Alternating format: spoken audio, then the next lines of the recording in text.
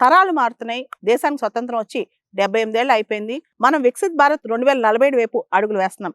ఇదంతా జరుగుతున్నా ఇంకో పక్క కుల వివక్ష కావచ్చు, హెరాస్మెంట్ కావచ్చు, లేకపోతే ఒకళ్ళనొకళ్ళు విమర్శించుకోవడం కావచ్చు, అంతెందుకు ఒక శాడిజం అనేది బ్యూరోక్రసీలో ఎక్కువ కనిపిస్తుంది అనమాట. కాంప్లెక్స్ స్ట్రక్చర్స్ లో ఒక శాడిజం కనిపిస్తూ ఉంటుంది.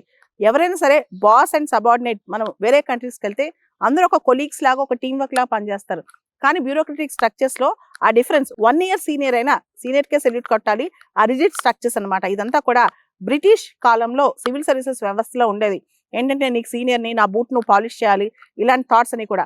ఆ బ్రిటిష్ లెగసీస్ మనం కొన్ని దరిద్రాలు ఇంకా కంటిన్యూ చేస్తున్నాం. అలాంటి ఒక దరిద్రమే ఈ బ్యూరోక్రటిక్ సపరేషన్ కూడా.